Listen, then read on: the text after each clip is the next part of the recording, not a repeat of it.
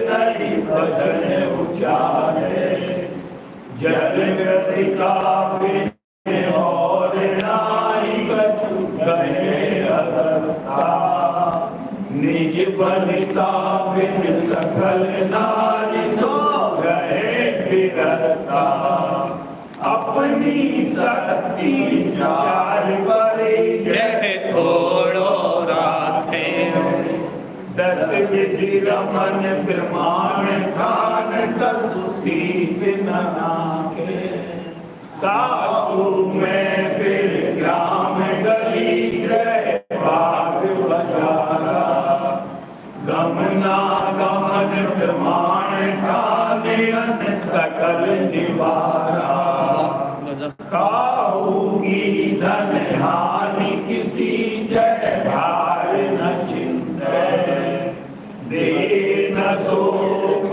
देश हो बनज ग्रसीते, कर क्रमाद जल भूमि ब्रज पावक न विराजे, असिधम हल हिंसोप करण नहीं दे यस नादे, राग देश कर तार कथा कबहू न सुनीजे, और मन रट गए दुअक न कीजे, धर और समता भाव सदा सामायक करिए, परव चतुष्टय माहि पाप तन क्रोध धरिए,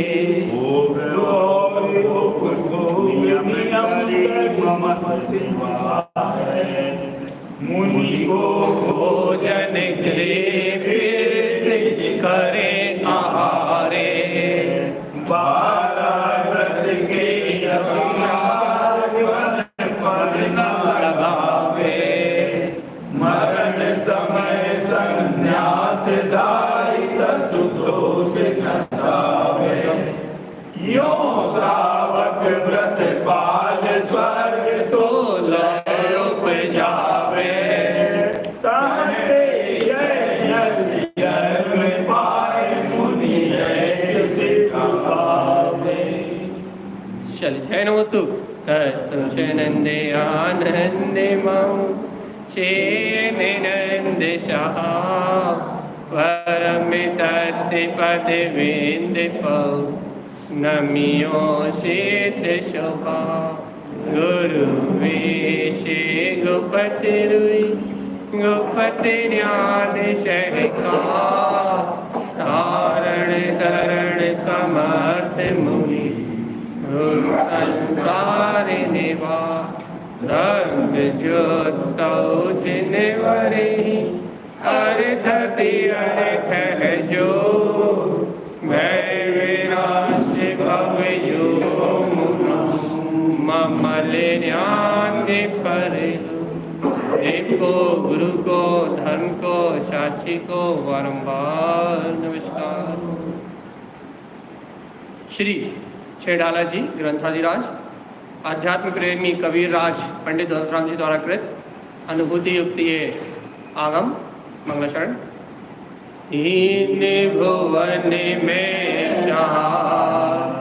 वीतरागे विज्ञानता, शिव स्वरूप शिवकान, नमहु योग समारिते,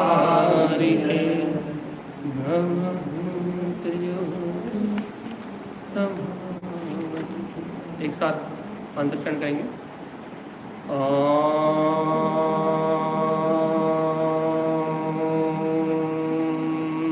नमः वंशित नमो नमः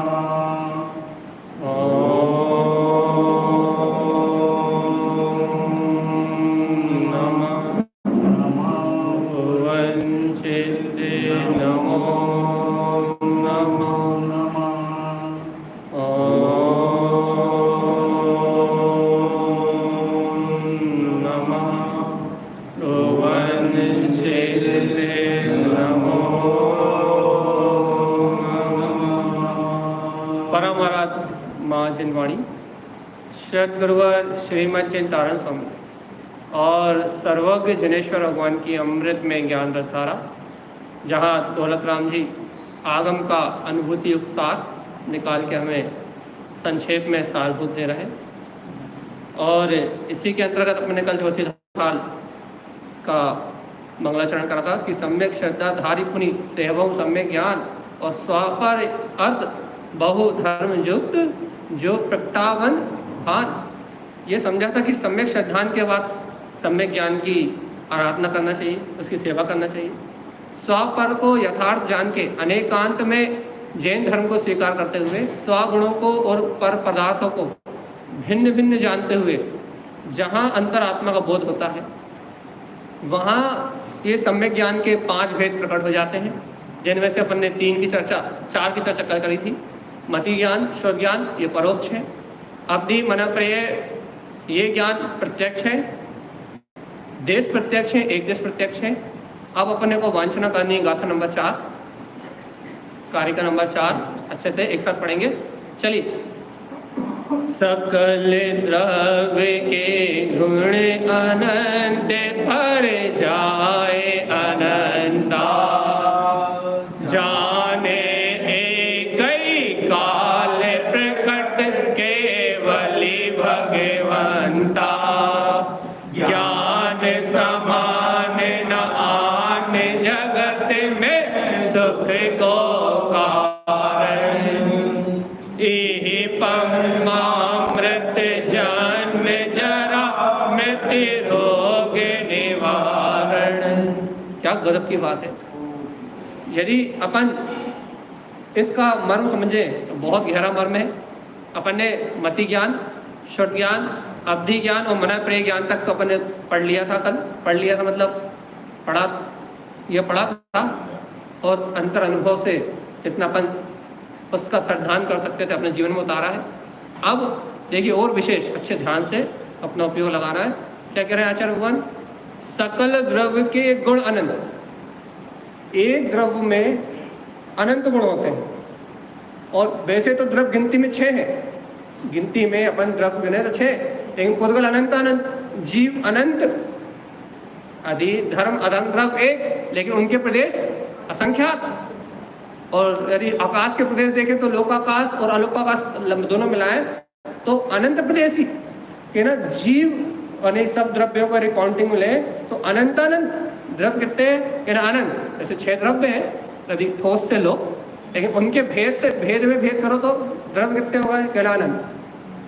जीव अनंत, पुद्गल अनंत अनंत, आकाश के प्रदेश अनंत अनंत कहला। क्या भैया कहने लगे कि काल द्रव्य की संख्या कहना अनंत, इन्हें सब अनंत है, जीव अनंत। और एक जीव में या एक द्रव्य में कितने गुण, यानी जीव में कितने गुण कहना अनंत। एक द्रव्य भी अनंत और एक द्रव्य में विद्यमान गुण भी अनंत, और फिर उन गुणों की पर्याय कितनी कहना अनंत अनंत। भव्य भूत में कितनी बीत गई, विश्व में कितनी बीतने वाली है कहना। गुण भी अनंत, द्रव्य भी अनंत, उनकी पर्याय भी अनंत कहना। भाई इतना अनंत, और इस अनंत को जानने वाले कौन है? सकल द्रव्य के गुण अनंत पर जाए अनंता, जाने एक काल प्रकट केवली भगवंता। क्या गजब की महिमा है कि ऐसे अनंत द्रव्यों को, सकल द्रव्यों को, जितने भी द्रव्य हैं उन सकल द्रव्यों को, उनके अनंत गुणों को और उनकी अनंत पर्यायों को जाने एक ही काल, जो एक ही समय में प्रकट बिना किसी आवरण के जानते हैं, वह हमारे सर्व प्रभु केवली भगवान है। और ये अपना केवल ज्ञान है, ये अपनी पूर्णता है। हर साधक जो भी साधना कर रहा है वो इसी ज्ञान की साधना कर रहा है। अपन पंडित भैया पढ़ते ना, मति सुत संपूर्णम ज्ञानम केवलम ध्रुवम। तो क्यों करते हैं कि ये मति सुत संपूर्णम, ये मति शुद्ध ज्ञान हमारे लिए काय के लिए है कि हमारी संपूर्ण साधना के लिए है, हमारी संपूर्णता का बोध कराने के लिए है। हम इस मति ज्ञान और शुद्ध ज्ञान के अभ्यास से क्या करना चाहते हैं? केवलम अनंतम ध्रुवम। हम उस केवल ज्ञान, अतः केवल ज्ञान की प्राप्ति करना चाहते हैं। तो वर्तमान में प्राप्त हमारे मति शुद्ध ज्ञान काय के लिए है? केवल ज्ञान की प्राप्ति की है ना। ये मति शुद्ध ज्ञान, इनकी पूर्णता कहाँ है? मति ज्ञान शुद्ध ज्ञान के पर्याय है। लेकिन हमारा जब ज्ञान केवल ज्ञान रूप प्रकट हो जाएगा तो फिर इन मति शुद्ध ज्ञान की पर्याय का कोई काम नहीं रहेगा। तो यहाँ क्या कह रहे हैं? सकल द्रव्य, उनके अनंत गुण और उन गुणों की अनंत अनंत पर्याय, ये सब जिनके ज्ञान में जाने एक ही काल, एक काल मतलब एक समय, काल का सबसे छोटा अनुभाग प्रतिच्छेद, एक समय जो क्या बोलते हैं सेकंड का भी असंख्यात भाग है। इतना सूक्ष्म काल को कौन जानते हैं? एक इतने सूक्ष्म समय में, एक समय में केवल ज्ञान इन समस्त द्रव्य गुण पर्याय को एक साथ एक समय में जानता है। इतनी सामर्थ्य काय में, एक अपने केवल ज्ञान की एक समय की पर्याय में, वो केवल ज्ञान कितना अनंत, उस केवल ज्ञान की एक समय की पर्याय में इतनी सामर्थ्य है कि सकल द्रव्य, उनके सकल गुण, उनकी सकल पर्याय एक समय में जैसी की तैसी झलक जाती है।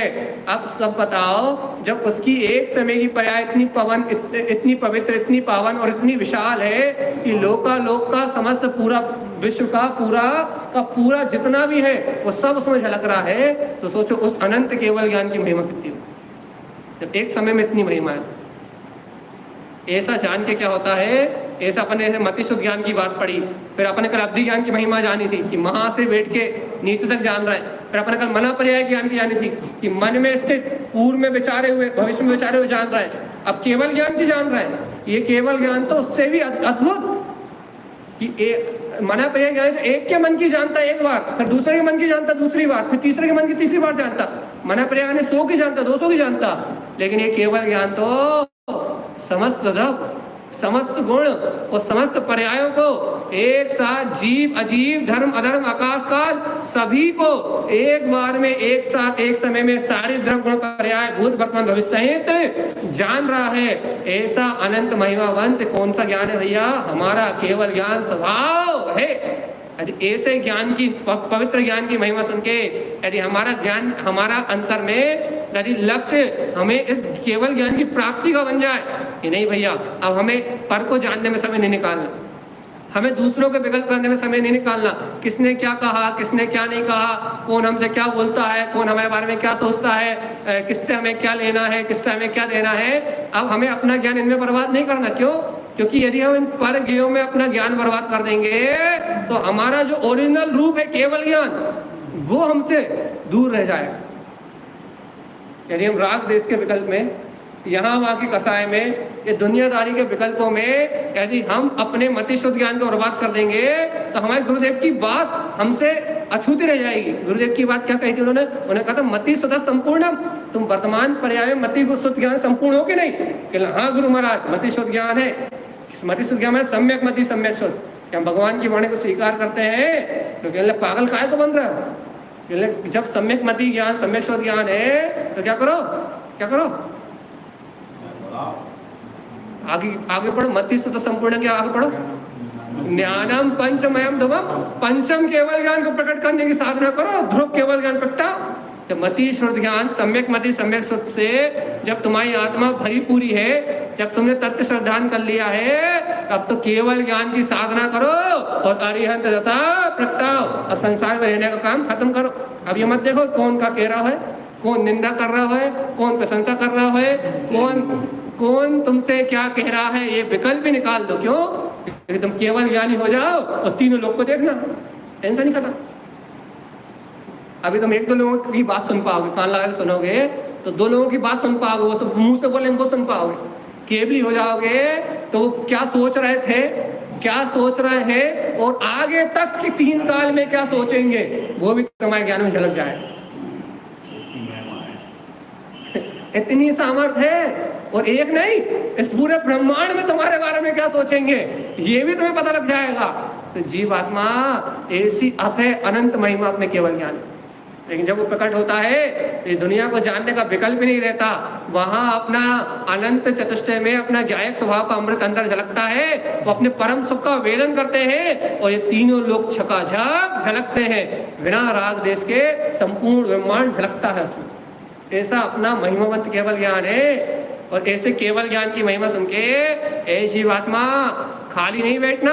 खाली नहीं बैठना मतलब पर पर्याय का विकल्प नहीं करना, या हम पुरुषार्थ नहीं कर सकते, हम साधु नहीं बन सकते, या हम व्रती नहीं हो सकते, ऐसा सोच के पामर नहीं होना। अरे मति शुद्ध ज्ञान की शक्ति जिसमें है, अर्थात जिसने सम्यक मति ज्ञान को, सम्यक शुद्ध ज्ञान को, या ऐसा कहें जिसने सम्यक तत्व के सिद्धांत को प्रकट कर लिया है, वो कोई भी भव्य जीव इस केवल ज्ञान को उपलब्ध कर सकता है। और ये बात हमने कल भी कही थी, क्या केवल ज्ञान मेरा जन्म से अधिकार है। जिस समय से आत्मा का श्रद्धान हुआ उस समय से मैं केवल ज्ञान का अधिकारी हो गया। जिस समय मुझे आत्म तत्व की श्रद्धा हुई, मैंने ये स्वीकार किया कि मैं इन पर द्रव्यों से भिन्न ज्ञायक स्वभावी आत्मा ही हूँ। जिस समय से आत्म तत्व का श्रद्धान हुआ, आत्म ध्यान ध्यावते जीव ले है केवल ज्ञान। जिस समय से मैंने आत्म तत्व को अपना माना, उस समय से केवल ज्ञान की प्राप्ति का अधिकारी मैं हो गया।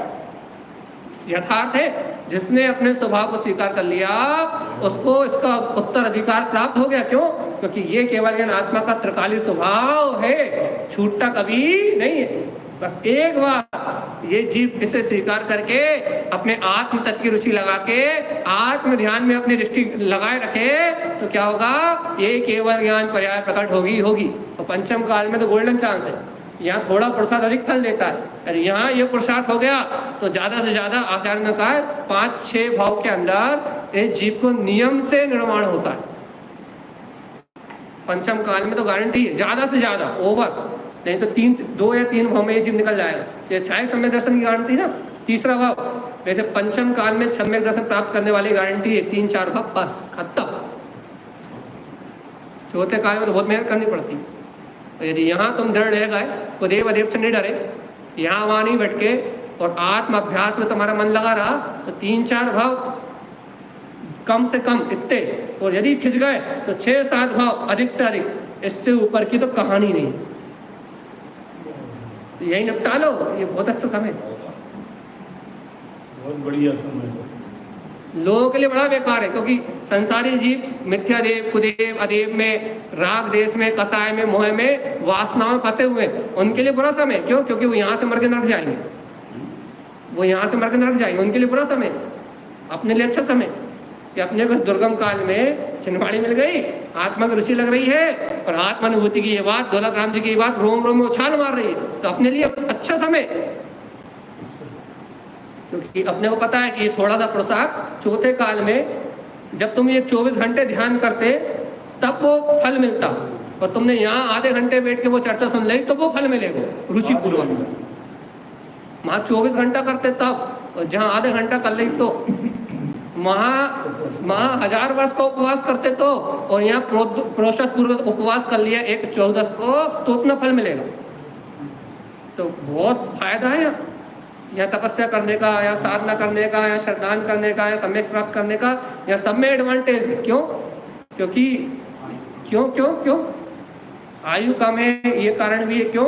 क्योंकि यहाँ अनुकूल निमित्त नहीं है, प्रतिकूलता में साधना कर रहे हो, प्रतिकूलता में साधना कर रहे हो। तो द्रव काल क्षेत्र, भाव काल क्षेत्र अनुकूल ना होने के बाद, भगवान का समर्षण ना होने के बाद भी भगवान के रास्ते में चल रहे हो, तो तुमने मेहनत ज्यादा करी है कि नहीं? तुमने मेहनत ज्यादा करी है, इसलिए फल जल्दी मिलेगा। अपनी मेहनत हो रही कि नहीं हो रही? चलिए बताओ, आगे चले। हो रही है मेहनत,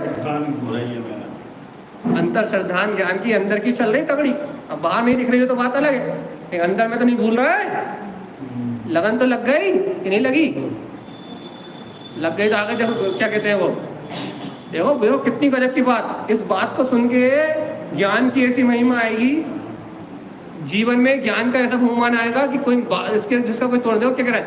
ज्ञान समान न आन जगत में सुख को कारण, यही परमामृत जन्म जरा मिटे रोग निवारण। क्या कह रहे थे दौलत राम जी ने?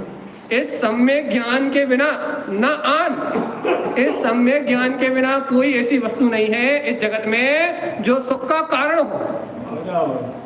इस संसार में, इस चतुर्गति संसार में, इस 4 गति 84 लाख योनियों में, रूप संसार में यदि कोई सुख का कारण है तो क्या है? ये लोग सम्यक ज्ञान है। इसके बराबर कोई आन नहीं है, अर्थात इसके बराबर कोई शक्ति नहीं है, इसके बराबर कोई सामर्थ्य नहीं है जिससे ये जीव सुखी हो सकता है। आप और हम दुखी मालूम क्यों है? क्योंकि हमें सम्यक ज्ञान नहीं, क्योंकि हम पर को दोषी मानते हैं। हम कहते हैं कि पर ने हमारा अच्छा किया, पर ने हमारा बुरा किया, पर के कारण हमें ऐसा हो रहा है, पर के कारण हमें वैसा हो रहा है। हम पर पे दोषारोपण करते हैं, इसलिए हम जीवन में दुखी रहते हैं, हाय हाय करके कूदते हैं। क्यों? क्योंकि हमें सम्यक ज्ञान नहीं है। और यदि ज्ञान हो जाता, अरे मैंने पूर्व भाव में कर्म करे थे तो आज रो रहा हूँ, तो आज रो रहा हूँ मतलब आज भुगत रहा हूँ, और यदि आज फिर रो रो के भुगतूंगा तो कल फिर बन जाएंगे। क्या बात है! जब असाता वेदनी आई गई है तो बढ़िया हंस के निकालो ना। पूर्व के बोए आज काटने का अवसर है, आज काटेंगे जरूर लेकिन जुड़ के नहीं, भिन्न रहे। आज काटेंगे जरूर, उन कर्मों का उदय आएगा जरूर, लेकिन आज उन कर्मों का उदय आकुलता व्याकुलता दे के नहीं आएगा। आज उन कर्मों का उदय आएगा तो मेरे भेद ज्ञान की शक्ति से भिन्न वासेगा। ये पीड़ा हो रही है या चिंता हो रही है या किसी ने कुछ कह दिया है, मन को ठेस लग गई है, तो मैं मन के साथ ये नहीं करूंगा कि मुझसे बदला लेके रहूंगा। मैं मन के साथ ये विचार करूंगा कि इस समय ये कर्म की धारा आई और गई, हम तो छूटे, हम तो छूटे। उस कर्म के हिसाब किताब से हमारा मामला खत्म। अब हमारा एक कर्म और चला गया। आत्मा जल्दी जल्दी हल्की हो रही है, और जो आत्मा जितनी जल्दी हल्की हो रही है वो उतनी जल्दी ऊपर उठ रही है। लोकाग्रवासी होगी कि नहीं होगी? जो आत्मा जितनी जल्दी कर्म से उदय से हल्की हो रही है, जितनी रोग शोक पीड़ा आ रहे हैं, जितने सहयोग में उपद्रव हो रहे हैं, उतने हमारे असाता वेदनी कर्म आके फटाफट फटाफट फटाफट कट रहे हैं। और जितने कर्म कट रहे हैं उतना मेरा जीव हल्का हो रहा है, और जितना मेरा आत्मा हल्का हो रहा है उतना अंतर में ज्ञान तो ऊर्ध्व हो ही रहा है, दृष्टि तो ऊर्ध्व हो ही रही है, मन तो आत्मचिंतन में लगी रहा है, उपयोग तो भेद ज्ञान में लगी रहा है, लेकिन ये आत्मा भी ऊर्ध्वगमन कर रहा है। और यही आत्मा एक क्षण में लोकाग्रवासी होके सिद्ध शिला को प्राप्त कर ले। करेगा कि नहीं? लिखा तो ये, पढ़ो तो अच्छे से। ज्ञान समान न आन जगत में सुख को कारण। और देखो इसको क्या कह दिया? परमामृत जन्म जरा मिट रोग निवारण। सुनो सुनो सुनो, ये एक सम्यक ज्ञानी परम अमृत है, अमृत नहीं परम अमृत। ये सम्यक ज्ञान अमृत नहीं परमृत है। क्यों क्यों क्यों क्यों परम अमृत है? क्योंकि मन में देखो देखो देखो देखो, बाहर में पीड़ा हो तो तुम्हें कोई अमृत या कोई दवाई ला के दे दे तो दुख, तो तुम मान लो हाथ का दर्द ठीक हो जाए, लेकिन यदि मन में पीड़ा हो अरे सुनो, अरे भगवान तुम लोग कहाँ लटक रहे हो? ध्यान से सुनो अच्छे से। क्या कह रहा है? जीवात्मा यदि हाथ में पीड़ा हो तो फिर भी गोली से हो सकता है, लेकिन यदि मन में पीड़ा हो तो ये ज्ञान रूपी अमृत ही है जो मन की वेदना को भी एक क्षण में विनाश कर देगा। इसलिए परम अमृत का है, जिससे भूत वर्तमान भविष्य तीनों काल के दुख समाप्त हो जाएंगे। कितनी बड़ी बात कही। और जन्म जरा मृत्यु, जन्म जरा मतलब शोक वेदना जो अनादिकाल से जन्म मरण हो रहा है, मृत्यु रोग, इन सब का एक उपाय है। इनको सबको हटाने का एक उपाय है, एक ही मार्ग है, वो ये सम्यक ज्ञान है जो परम अमृत है, जिसके ग्रहण करते ही ये जन्म जरा आदि के सारे दुख अपने आप ही जन्म जरा मतलब बुढ़ापा आता है कि नहीं आता? जवानी बुढ़ापे में अपन परेशान होते ना। अरिहंत भगवान 18 दोष रहे थे। तो ये बुढ़ापा आदि के जो कष्ट हैं, जन्म का जो कष्ट है, मृत्यु की जो वेदना है, और इस जीवन में रोग आदि के जो कष्ट है, शोक का जो भाव है, ये सारे भाव को हरने वाला एकमात्र परम अमृत ये सम्यक ज्ञान ही है, जिसको ग्रहण करने मात्र से हमारा जीव इस संसार की यात्रा से छूट जाए। इसके समान कोई दूसरा अमृत नहीं है। तो भगवान जी ऐसे भेद ज्ञान को छोड़ के, ऐसे अमृत में सम्यक ज्ञान को छोड़ के, भगवान के द्वारा कहे वस्तु स्वभाव का चिंतन छोड़ के तुम घर पुत्र परिवार की चिंता में मरते काहे तुम? तुम्हें शुगर बढ़ाने में मजा काहे आता? ब्लड प्रेशर बढ़ाने में मजा काहे को आता है? खुद की शुगर बढ़ती, खुद का ब्लड प्रेशर बढ़ता है, और फिर घर में उपद्रव करते हो तो घर वालों का भी और बढ़ता है ही नहीं।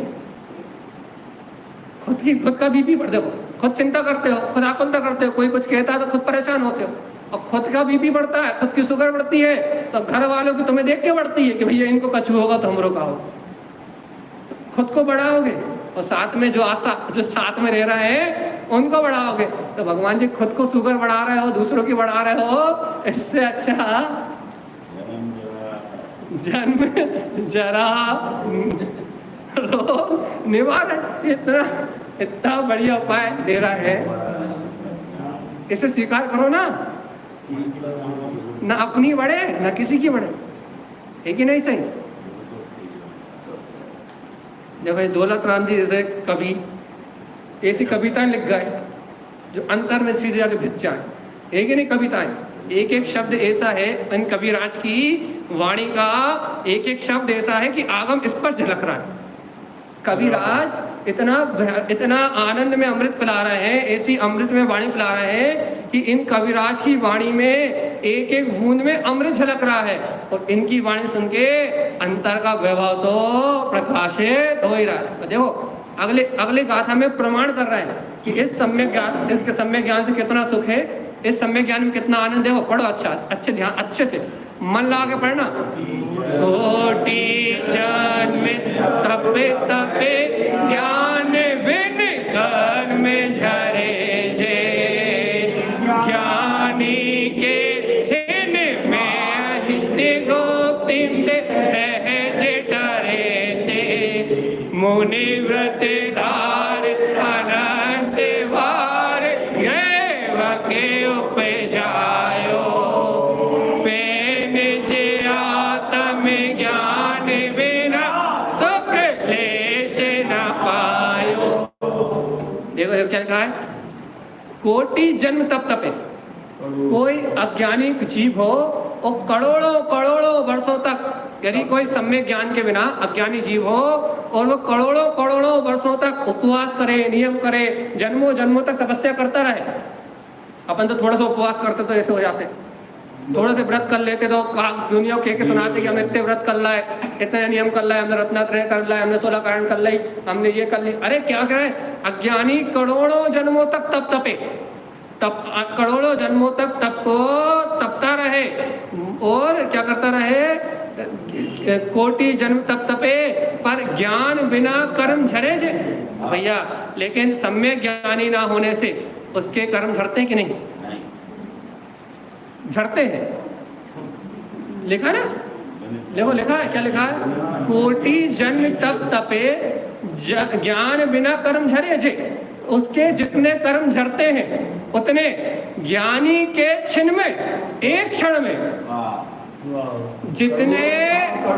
जितने वो कर्म खिपाता है करोड़ों वर्ष तक तपस्या करके, एक अज्ञानी, ज्ञान के बिना, हाँ एक अज्ञानी जीव सम्यक ज्ञान के बिना जो करोड़ों वर्ष तक तपस्या करके कर्म खिपाता है, ज्ञानी के छिन्न में त्रिगुप्ति सहज डरते। वह सम्यक ज्ञानी जब मन वचन काय की एकाग्रता पूर्वक, 3 गुप्ति पूर्वक जब अपने अंतरात्म स्वभाव का ध्यान करता है तो उतने कर्म तो एक क्षण में, एक सेकंड में कट जाते हैं।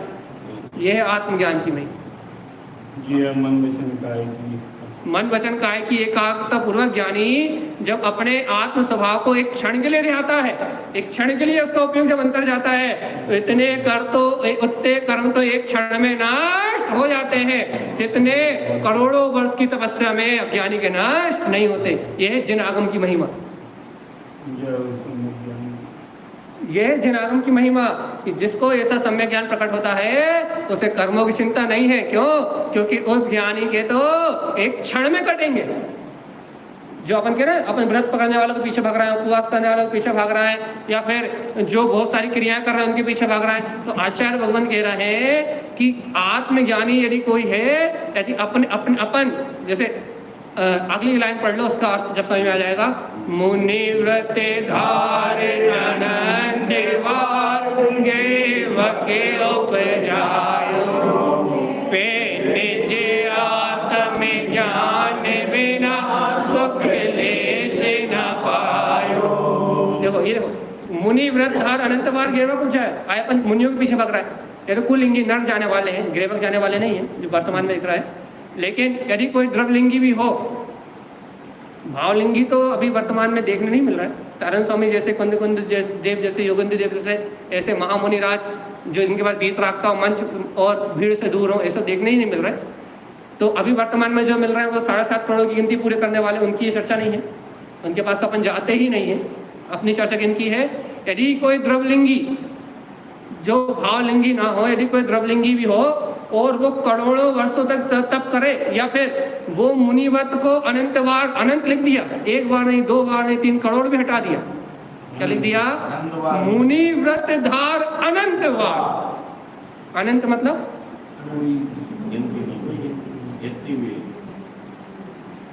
जिसका अपने पास कोई हिसाब किताब नहीं है, ऐसे अनेक बार मुनिवत धारण करके ये जीव कितने बार? अनंत बार 90 गिरवक तक चला गया।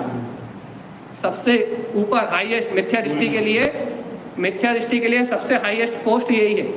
अज्ञानी संसारी मिथ्या दृष्टि की हाईएस्ट पोस्ट नोवा गिरवक, इसके ऊपर की पोस्ट नहीं है। हाँ, इसमें दिखाएंगे अपन, ठीक है। तो मिथ्या दृष्टि की हाईएस्ट पोस्ट 90 गिरवक तक की है। तो उसने 90 गिरवक तक को कई बार उपजा लिया, लेकिन देखो तो बेचारा वो जी पेन जे आत्म ज्ञान बिना सुख ले से न पायो। लेकिन सम्यक दर्शन ज्ञान बिना, अर्थात आत्म तत्व के ज्ञान बिना ऐसे 90 गिरवक तक की यात्रा करने वाले उस द्रव चारित्र के धारी 11 अंग 9 पूर्व के पाठी मुनिराज ने भी आज तक एकमात्र सुख का लेस प्राप्त नहीं किया। जैसे आत्म सुख कहते हैं ना, उसे एक गुण आत्म सुख की प्राप्ति नहीं हुई। इतनी तपस्या करने के बाद, अनंत बार मुनिव्रत धारण करने के बाद, ऐसी महिमा आत्मा की, जिसकी महिमा अपन सुबह शाम सुनते हैं ना तारण स्वामी के ग्रंथों में। वो आत्मा है, शुद्ध आत्मा है, परमात्मा है, तू ज्ञायक है, तू जिनेंद्र समान है, तेरे अंतर में तेरी ध्रुव वीत रखता है। जिस आत्मा की महिमा अपन दिन रात सुनते हैं ना, और जिसकी महिमा अपने को बड़ी कष्टकारी लगती है। अरे भैया, सुबह आत्मा बोल रहे हो, शाम को आत्मा बोल रहे हो, तुम तो देखो आत्मा ही आत्मा बोल रहे हो। आत्मा को खा ले, पी ले, होड़ ले, बिछा ले कि का कर ले। आत्मा को खा ले तो पेट भर जाए, आत्मा को होड़ ले तो ठंड भग जाए, आत्मा को पी ले तो प्यास बुझ जाए। क्या कर ले? होड़ ले, बिछा ले, खा ले, क्या कर ले? क्या कर ले बताओ तो? आत्माएं होड़ ले, आत्माएं बिछा ले, आत्माएं खा ले, क्या करें?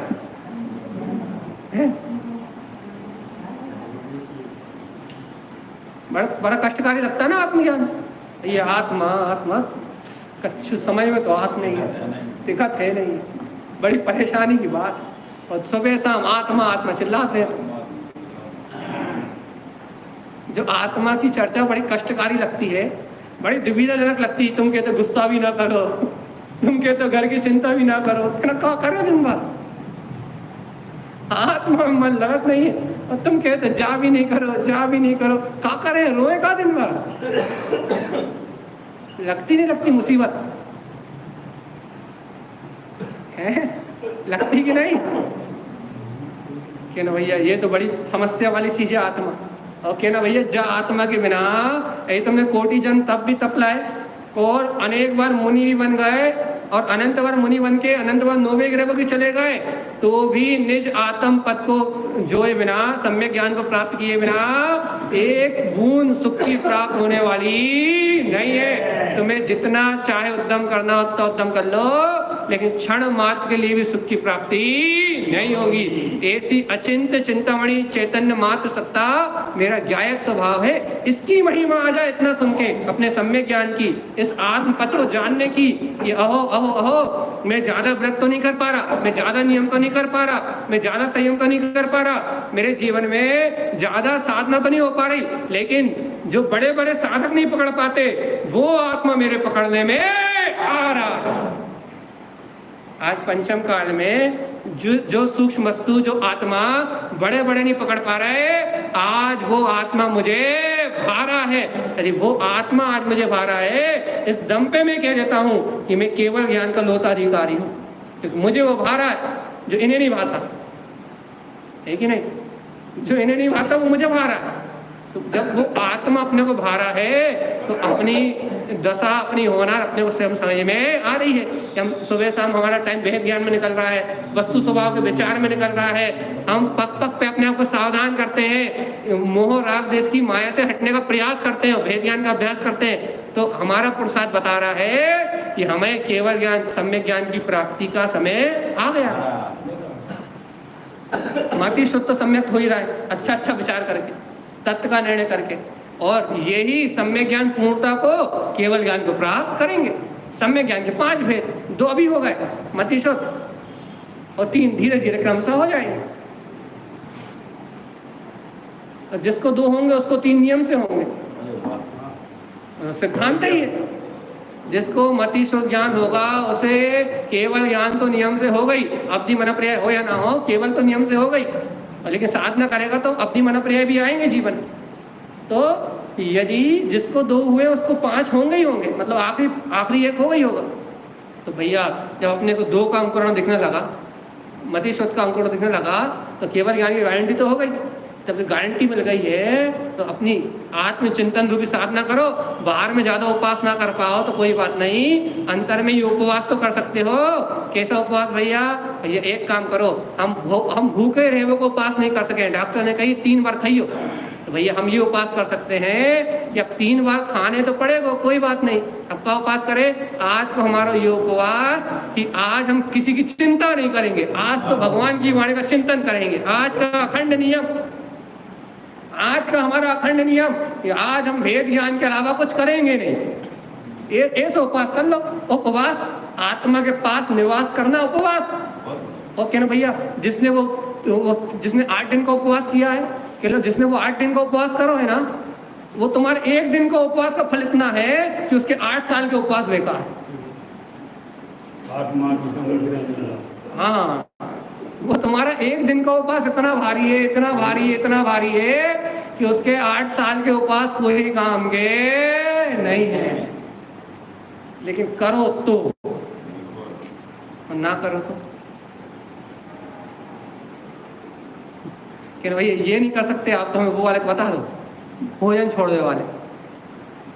आत्मा को चिंतन करना सीखेगा। घर पुत्र परिवार की चिंताएं हटती है का दिमाग से, जे बड़ो कठिन है। वो अब भी कर ले थे वो वाले उपवास, वो भूखे मरने वाले उपवास तो अब भी कर ले थे। अनंत संसार में जन्म मरण करने वाले भी भूखे मरने वाले उपवास तो सब कर ले थे, लेकिन आत्मा के निकट रहने वाला उपवास तो कोई आत्मज्ञानी ही कर सकता है। जिसको आत्मानुभूति की प्राप्ति होने का साधन काल आ गया, वही कर सकता। अगला पढ़िए अच्छे ध्यान से, गाथा नंबर 7 नहीं 6, अच्छा 5, चलिए।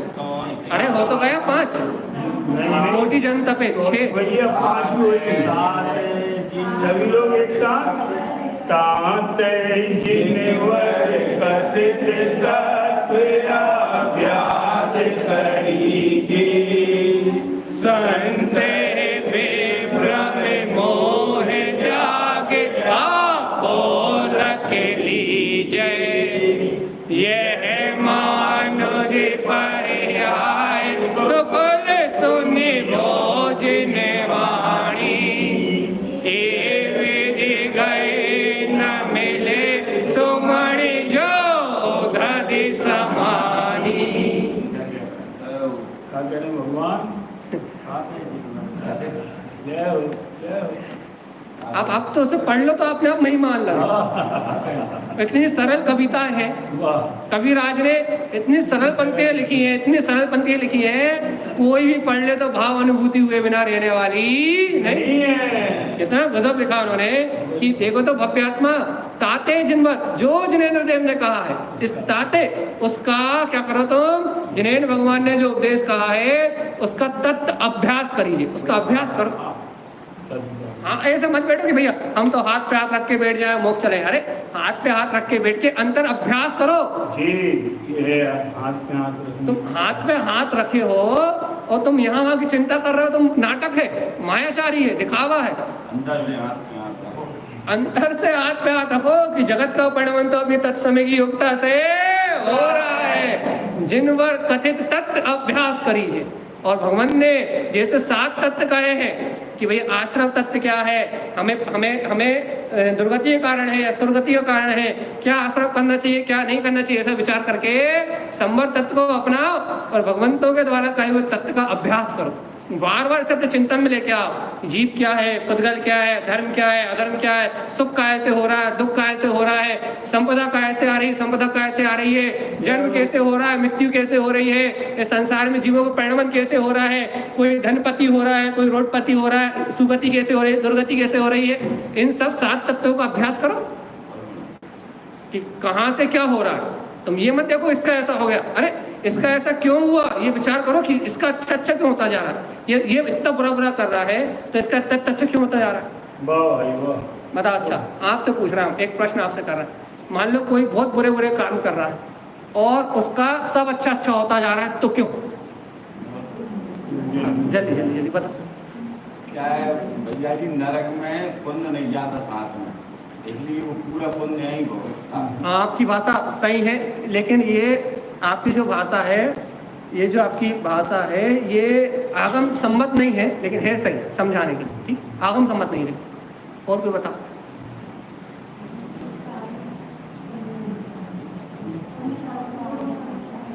देखो देखो देखो हमारे आगम सम्मत प्रश्न का आगम सम्मत सुनो, आप सुनाओ। आगम सम्मत सुनो, ठीक है। कि आप मान लो आपको अगले भाव में, यदि आपको अगले भाव में नर्क जाना है तो आपके नर्क के निषेकों को उदय आना है, नर्क गति के निषेकों के उदय आना है कि नहीं आना। जब नर्क गति के निषेक के उदय आना है तो अब आपने कुछ पुण्य प्रकृतियां ऐसी बांधी हैं, जो पुण्य प्रकृतियां आपकी कुछ ऐसी, पुण्य तो आप अगले भाव के लिए बचा के ले आ सकते हो, नर्क के बाद देव के लिए बचा के ले आ सकते हो, लेकिन कुछ पुण्य की प्रकृति आपने ऐसी बांधी है जो उस नर्क गति के निषेकों से पहले उदय में आना है। जो पुण्य है जो शीघ्र आने की, ऐसा है ना कि अपन कुछ पुण्य ऐसा मानते हैं जो बहुत अधिक काल के बाद का मानते हैं, 100 भाव बाद उदय में आएगा, लेकिन कुछ पुण्य परमाणु ऐसे पड़े अपने जो अभी वर्तमान में आपका नर्क गति के निषेक उदय में आए, उसके पहले उस पुण्य का उदय आना है, तो वो पुण्य उदय घटेगा। हाँ, वो टाइम पे आना है, उसके पहले आना है, तो आप नर्क जाओ, उसके पहले वो पुण्य के परमाणु अपकर्षित होंगे। क्या होंगे? वो जो तुम्हें महाराजा बनने रूप पुण्य था, वो 100% पुण्य 10% होएगा। वो जो 100% निषेक उदय में आने थे वो 10% होंगे और अपकर्षित होकर पूरे उदय में आएंगे, वो फटाफट फल देंगे। जितना उनका फल था उससे 10% मात्र फल देंगे, फटाफट उदय में आएंगे और सारे के सारे क्षीण हो जाएंगे और तुम जाओगे नरक में। और बाकी जो पुण्य अच्छा वाला था तुम्हारा वो बचा के रखा ही तुमने, लेकिन जो अभी आना था वो तो आएगा और खटाखट निकलेगा। इसलिए आप देख रहे हो जो बुरा कर रहा है, जो अपराध कर रहा है, उनकी बात सब मान रहा है, जो दुष्ट है उनकी तूती बोल रही है, वो अन्याय पर अन्याय करे जा रहे हैं, उनकी पूजा हो रही है, वो गलत काम करे जा रहे हैं, वो धर्म उपदेश सही नहीं दे रहे, पुण्य की क्रिया में धर्म बता रहे हैं, फिर भी लाखों की भीड़ जा रही है। तो उनके जो पुण्य है, पुण्य कर्म के निषेक है, वो अनंत गुण ज्यादा थे, लेकिन अब वो सब अपकर्षित होकर इस रूप उदय में आ रहे हैं, अब उनकी नरक गति निषेध है। इसलिए ये मत देखना यदि कोई बढ़ता हुआ देखे अपराध करने के बाद भी फिर समझ लेना कि इसकी गाड़ी उल्टी चल रही है, ये उल्टी गाड़ी चल रही है इसकी। ऐसे जीव ने आगे के पुण्य बचा के कौन से ले जाए? अब जो पुण्य आपका 10 भाव बाद वाला उदय में आना था, वो 10 भाव बाद वाला पड़ा हुआ है, वो 10 भाव बाद ही आएगा, लेकिन अभी वाला है वो तो अभी खत्म होगा ना। ठीक है, ये आगम सम्मत हो गए। आपने जो बोला सामान्य भाषा थी। तो अब क्या थी कि ताते जिनवर कथित, ऐसा विचार तो करो कि जीवों के साथ ऐसा हो क्यों रहा। तत्व का अभ्यास करके देखो तो कोई बढ़ रहा है तो क्यों बढ़ रहा है, कोई धर्म करके अपना पुण्य बढ़ा रहा है या कोई पाप करके उसका पुण्य आकर्षित होके उसका उदय में आ रहा है, नर्क जाने वाला है। आप किसी को देख के ईर्ष्या जलन मत करो, ये विचार करो कि धर्म से बढ़ रहा है या नर्क जाने के कारण बढ़ रहा है। विचार करो तो आपका तत्व ज्ञान, सम्यक ज्ञान प्रबल होगा, आपकी अंतर अनुभूति प्रबल होगी, आपको सही और गलत में निर्णय समझ में आएगा कि सही क्या है और गलत क्या है। और उसको क्या इसके बाद क्या लिखा है कि जिनवर भगवान के द्वारा कहे तत्वों का अभ्यास करो और अंतर में संशय। भैया हमारे साथ ही बुरा काय हो रहा हो, जब से गुरु महाराज पकड़ो जब से हानि हो रही बड़ी, ऐसा हो का है संशय। सबसे पहले तुम संशय छोड़ो। अरे जब से तुमने गुरु महाराज को पकड़ा तो फायदा ही फायदा हो रहा है, तुम नर्क जाने समझ गए, और नहीं तो तुम्हारी गंगा हो जाती, गंगा हो जाती। तो क्या कह रहा है, संशय, तुम संशय छोड़ो।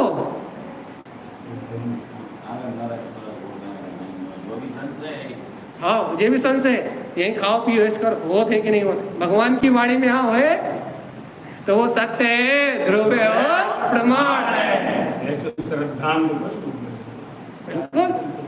कि और अपन नर्क में दिखाएंगे इसमें भी।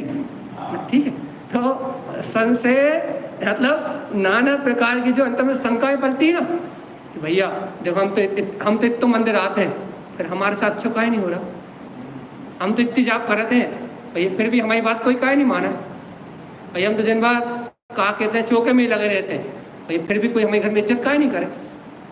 अरे दादा तुम्हारे पास पुण्य तो हो और तुम कामना रख के तो कर रहे हो, इच्छा रख के तो कर रहे हो, तो तुम्हारा पुण्य फलित कहाँ से होए? जब निस्वार्थ भाव से जब तुम आओ, निस्वार्थ भाव से जब तुम सम्यक ज्ञान की सेवा करो, निस्वार्थ भाव से सच्चे देव गुरु धर्म को तुम अपनाओ तो तुम्हारा पुण्य फलित हो। और तुम तो बेसिक स्वार्थ रख के बैठे हो तो तुम्हारा पुण्य फल कहाँ से दे?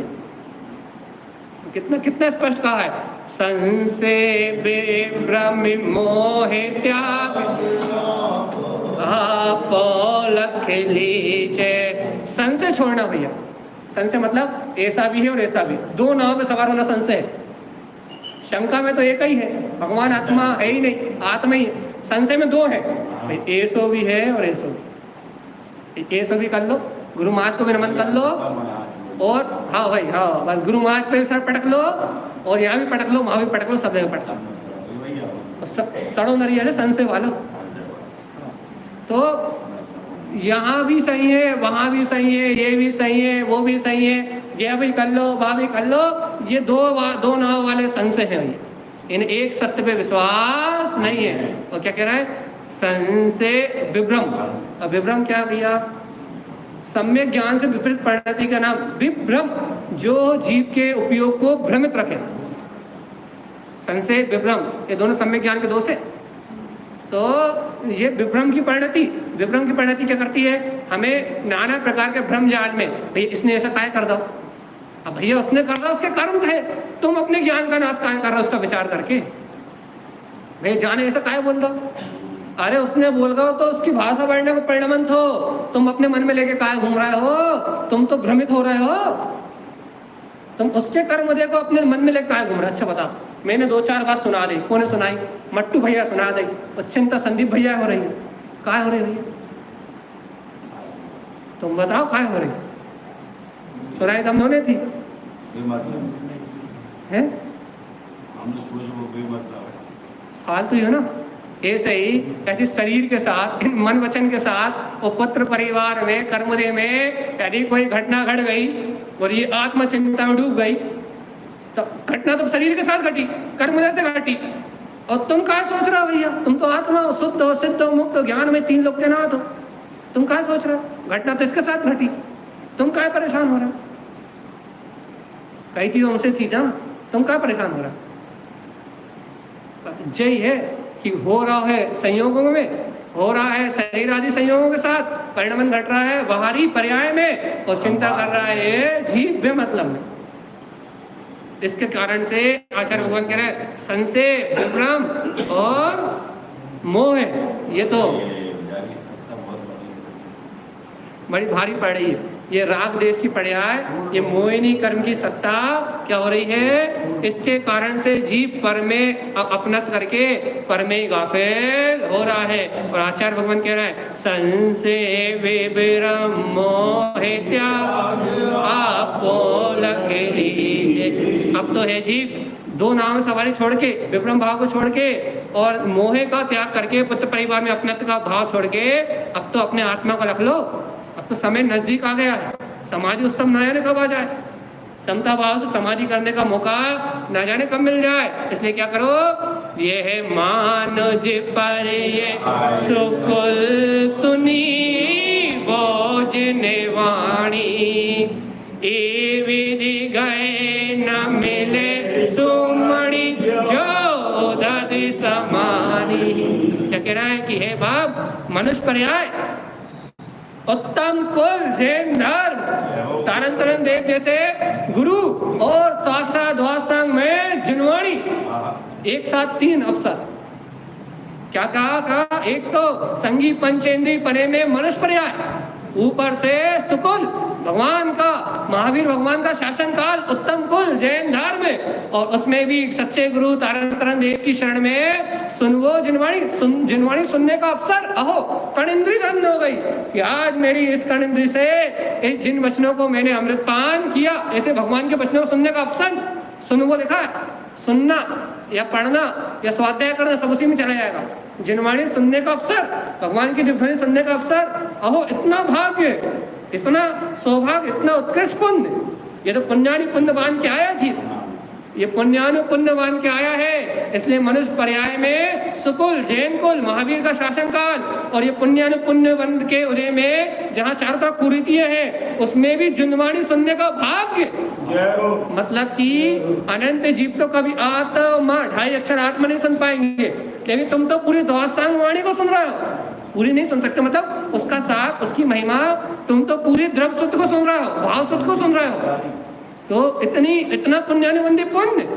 तो कह रहा अरे भव्यात्मा, इही विधि गए न मिले सुमणि जो दधि समानी। अरे सुनो सुनो, यदि ऐसा सुनने के बाद, ऐसा सुयोग अवसर मिलने के बाद, लिखा ना ई विधि, यानी कि ऐसा संयोग अवसर मिलने के बाद गए ना मिले, यदि ये शुभ अवसर चला गया, इस भाव में भी अपना आत्म कल्याण नहीं करा तो गए, तो फिर सुमणि जो उदधि समानी, जैसे कि उदधि मतलब समुद्र, जैसे कि समुद्र में सुमणि, कोई मणि को बीच में फेंक दिया जाए तो उस मणि को समुद्र में ढूंढना जैसे कि असंभव है, वो मिल जाए ये दुर्लभ में दुर्लभ है। जैसे है भव्य आत्मा, यदि मनुष्य भाव पाके, जिनवाणी पाके, सुकुल पाके, यदि अपन ने इस सम्यक ज्ञान को प्राप्त नहीं किया तो समुद्र में गुण मिली, समुद्र में घूमी उस मणि को ढूंढना जितना कठिन है, वैसे ही दोबारा इस शुभ अवसर को प्राप्त करना कठिन है।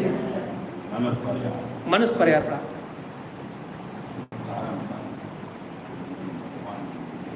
देखो तो कितनी महिमा है इस ज्ञान रत्न की, कितनी महिमा है, सम्यक ज्ञान की कितनी महिमा है, अपने जीवन में सम्यक ज्ञान का कितना उजेला है। यदि ऐसा ये सम्यक ज्ञान मिल जाए तो अपनी आत्मा को धन्य धन्य धन्य मान के इस सम्यक ज्ञान के जल में स्नान करना चाहिए, तो हमारा कल्याण हो सकता है, और नहीं तो मेरा जीव अनंत अनंत काल तक संसार में भटकता है। एक ही नहीं स्वीकार, ये सम्यक ज्ञान रूपी मणि मिली कि नहीं मिली? और ऐसी मणि मनुष्य पर्याय सुकुल, ऐसी जिनवाणी मिलने के बाद यदि सिर्फ हम भेद ज्ञान ना कर पाए, कुछ नहीं सीख रहा है, पैसा नहीं मांग रहा है, पैसा नहीं मांग रहा है, लोभी लालची स्वार्थी, पैसा नहीं मांग रहा है, पैसे के नाम पे पसीना निकलता है, पैसा नहीं मांग रहा है, क्या मांग रहा है? क्या मांग रहा है? अरे पुरुषार्थ, समय, अपना समय शक्ति उपयोग अपने लिए, पैसा देने के नाम पे तू भग जाएगा, पता है। इसलिए वो कह रहा है पैसा नहीं मांग रहा है, क्या कह रहा है कि ये मनुष्य पर्याय सुकुल सुनवो जिनवाणी ऐसा सुअवसर मिला है, यही विधि इस समय यदि तूने अपनी आत्मा में इस सम्यक ज्ञान का सहकार नहीं किया, इस तत्व का अभ्यास नहीं किया, तो उधर ही समान ही। तो समुद्र में गिरी हुई मणि को प्राप्त करना जैसे असंभव है, वैसे इन सुई अवसरों को प्राप्त करना दुर्लभ है। इसलिए इस भाव में ऐसे सम्यक ज्ञान रूपी रत्न को अपने अंतर में प्रकट कर लेना, यही आत्म पुरुषार्थ है, यही है। और अगली गाथा में चैलेंज कर देंगे वो, नहीं टाइम हो रहा है, सिर्फ पढ़ देंगे, हाँ पढ़ देंगे और अर्थ बताएंगे उसका कल। क्या नहीं समझ पाए? हाँ कल ही पढ़ेंगे हैं, इसी को विस्तार जरा नहीं एक मिनट उसका विस्तार कर रहा है, एक मिनट सिर्फ इसे पढ़ दे रहा है। चैलेंज है ये, चैलेंज। धन समाज गज वाज राज तो काज न आवे, ज्ञान आपको रूप भय फिर अचल रहावे। बस अर्थ अपन कल करेंगे। सिर्फ इसलिए पढ़ दी हमने कि धन जिसके लिए मरे जा रहे हैं, समाज, ये समाज जिसके पीछे भागे जा रहे कि ये कर रहा है, ये कर रहा है, ये बोल रहा है, ये बोल रहा है, ये नहीं सुन रहा है, वो नहीं सुन रहा है, जिसके लिए पागल हुए जा रहे हैं। गाज, ये बड़े बड़े वाज, ये जितने बड़े फेडरेशन, बड़े बड़े बंगले जितने दिखाई दे रहा है, ये राज शासन, ये दौलत, ये वैभव, ये गज मतलब हाँ हाथी घोड़े अभी नहीं है, बड़े बड़े हाथी है ना अभी अपने, ये बोलेरो स्कॉर्पियो, ये है सब। तो ये सब राज आदि के जो बड़े बड़े काम है, ये काज ना आवे, ये कोई काम आने वाले जिनके अहंकार में मर रहे हो, ये सारी वस्तुएं तुम्हें हथेली लगाने वाली नहीं है, ये सारी वस्तुएं यहीं छूट जाएंगी, पर ज्ञान आपको रूप भाव पे अच्छा। अब ये काम की बात, अब कई उन्होंने ये मनुष्य भाव, ये मणि, ये अपने को सुकुल मिला है जिनवाणी, ये कितनी दुर्लभ है कि ये धनराज गाज काम में नहीं आएगा। तुम सोच रहे हमने बच्चों के लिए इतना जोड़ दिया, बैंक में इतना जमा कर दिया, ज्यादा इतनी इकट्ठी कर ली, ये महल अटारी बना ली, हमने इतने मंगलसूत्र खरीद लिए, इतनी चूड़ी खरीद ली, इतनी साड़ी खरीद ली, इतने कपड़े खरीद लिए, इतनी एफडी करवा ली, इतने प्लाट खरीद लिए, इतनी रजिस्ट्री कर ली, इतनी गाड़ी खरीद ली, कच्छू काम नहीं आएगा। जो जितनों है दिखाई दे रहा है आंखों से, ये यहीं का यहीं ढूला का ढेर, सब यहीं का यहीं धरा रह जाएगा, ये काम नहीं आएगा। इसलिए जैसी मति वैसी गति। आदमी फिर भी मंदिर नहीं आ रहा हो, तो जैसी मति वैसी गति। उसकी मति यदि धर्म को ग्रहण करने की नहीं है, तो उसकी मति अनुसार गति, क्योंकि गति दिशा में बन रही है। दया के पात्र तो है, लेकिन स्वयं के लिए नर गति के पात्र है, क्योंकि जैसी मति काम कर रही है वैसी गति 24 घंटे बन रही है। जैसी गति है, जैसी मति वैसी गति बनेगी। गति बंद किसी को नहीं छोड़ता एक सेकंड के लिए, एक ही नहीं पता। आयु बंद तो जीवन में एक बार होता है, लेकिन गति बंद तो 24 आवर्स। नाम कर्म की प्रकृति गति तो 24 घंटे बनती है। एक एक समय के विचार पे एक एक गति है। अच्छा सोच रहे हो तो वो गति बन गई, बुरा सोच रहे हो तो वो गति बन गई। हाँ, तो गतिबंध जैसी मति चल रही है वैसा गतिबंध प्रति क्षण साथ चल रहा। यही बन जाए मनुष्य, एक मनुष्य भाव में तुम 84 लाख मान लो, पूरी कोई बड़ी बात नहीं। आओ, एक मनुष्य भाव तो छोड़ो, एक दिन में लाखों गति मान लोगे। जाने पड़े वो सब तक। अच्छा, अरे इतना ही है, मतलब ऐसे ही मतलब नहीं।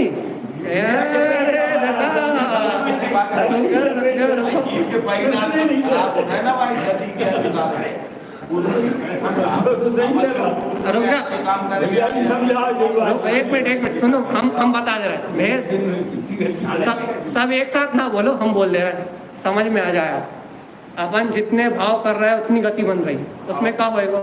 जैसे मैंने 4 डब्बे रख दिए, एक मनुष्य गति को, एक त्रियंश गति को, एक नर गति। अब मनुष्य गति की कितनी लाख है? मनुष्य गति कितनी लाख पर्याय होती है? मनुष्य गति की 2 लाख है ना, वनस्पति काय की 10 लाख और 7-7 लाख नर की, निगोद की, ये ऐसे 4 गति के अपने डब्बे रखता है।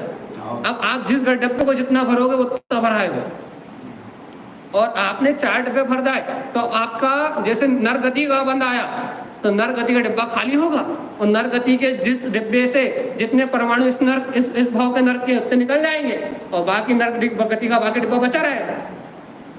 अगले बार जब नर्क जाओगे तब फिर वो फिर खाली होगा, ऐसा डिब्बा भराता रहेगा और खाली होता रहेगा। तो गति बंद की क्वालिटी के अनुसार नरक है। हाँ, तो कोई साथ में नरक की करेगा, ये साथ में नरक वाले तो गुस्से ही नहीं आ रही है। यहाँ पंचम काल में नहीं आ रही, इतनी सामर्थ्य नहीं है, क्योंकि कर्म सूरा सो धर्म सूरा। यहाँ साथ में नरक रहे, कर्म करने वाले जीवे नहीं है, इतना पाप हो ही नहीं सके।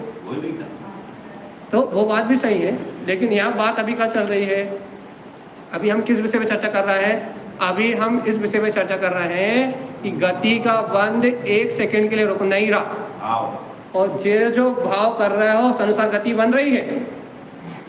उदय में कौन सी आएगी?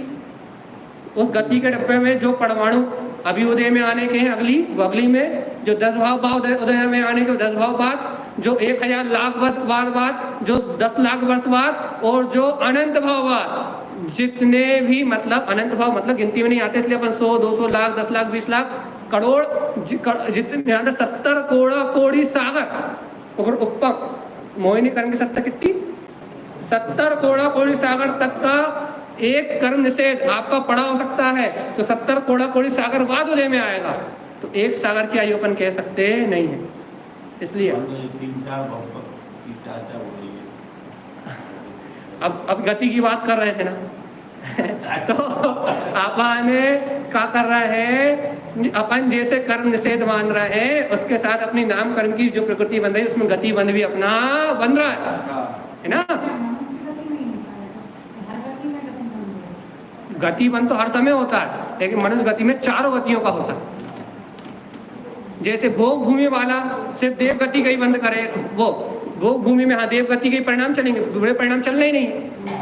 जैसे भोग भूमि का कोई जीव हो तो वहाँ लेस्या कौन सी रहेगी? कहने शुक्ल लेस्या रहेगी, पीत लेस्या रहेगी, कहना मार काट के परिणाम होंगे ही नहीं, कहना काय नहीं होंगे, कहना कल वृक्ष से मांगेंगे, ना कोई बड़ा ना कोई छोटा, ना कोई भाई ना कोई बहन, माँ युगल जन्म लेंगे, अपने खाएंगे पिएंगे ऐश करेंगे और मर के देव हो जाएंगे। तो माँ टेंशन ही नहीं है, काय टेंशन नहीं, परिणाम बिगड़ेंगे नहीं। हाँ, अब परिणाम बिगड़ेंगे नहीं तो नर्क गति बनने का टेंशन ही नहीं है। माँ बनेगी तो देव गति बननी है, टेंशन ही खत्म। अब ये नर्क चले गए तो क्या होएगा भैया? नर्क में कर्म कट रहे हैं, नर्क में कर्म कटने तो वहां नर्क गति बनेगी नहीं। ये बात नर्क गति वाले को नर्क गति अगले भाव के लिए नर्क गति की विच्छुद्धि हो गई, तो बनेगी कौन सी नर्क गति में? नियम त्रियंश गति या मनुष्य गति बनेगी। तो नरक से निकल गए, हाँ, नरक से निकल गया तो मनुष्य होगा, त्रियंश होगा। तो आप जिस गति में हो, जिस द्रव काल भाव क्षेत्र में हो, जहाँ हो, जैसी आपकी मति काम कर रही है वैसी आपकी गति बन रही है, बस बात इतनी सी। इसलिए मति के अनुसार गति का सिद्धांत है, इसलिए अपन सावधान रहें। अपने एक समय के परिणाम अपने कर्मों का आश्रय करा रहे हैं, तो अपन बांधे तो त्रियंश तो ना बांधे, अपन बांधे तो नरक तो ना बांधे। पूरे बाजी को नमस्कार करके अपन नरक मान ले तो अपन मूर्ख है कि नहीं? इसलिए अपन सावधान रहें कि हमारे ऐसे परिणाम ही ना आए जिससे हमारा नरक का डिब्बा भराए और हम दुर्गति में जाए। इसलिए तो सम्यक ज्ञान कहा। डर अब डर भय खत्म, मन से भय खत्म। इसीलिए मंदिर विधि सावधान। हाँ, इसलिए डर खत्म, भय खत्म, चिंता खत्म, कहीं मोड़ पटकने की जरूरत नहीं है। अपने गुरु महाराज अपने को पूरा अमृत दे रहा है, दौलत राम जी जैसे कबीराज अपने पूरा मोक्ष मार्ग दे रहा है और सुख का कारण दे रहा है। और जब अपन इसका अभ्यास करेंगे तो अपना ये जन्म मरण छूटेगा और ये जीव मुक्ति के सुख को मिल सकेगा। ऐसा ही दौलत राम जी का हम समस्त भक्तजनों के लिए मंगल उपदेश से बोलिए। शेडाला जी ग्रंथाधिराज जी की जय हो। आनंद मोक्षे निरंत सहा परम तत्व बिंद को नमियो सिद्ध शोभा गुरु वेशे गुपति रुई गुपति ध्यान सहका तारण करण समर्थ मुनि गुर संसार निभा धर्म युक्त जिन वरे अर्थ जो विनाश भव मम ध्यान पर लो एको गुरु को धन को साक्षी को बारंबार जय तारणम जय तारणम जय वंदे श्री गुरु तारणम जय तारण मोक्ष प्रकाशनम जय वंदे श्री गुरु ज्ञानानंद स्वभावी हूँ मैं ज्ञानानंद स्वभावी हूँ मैं हूँ अपने में स्वयं पूर्ण पर ही मुझ में कुछ गंध नहीं है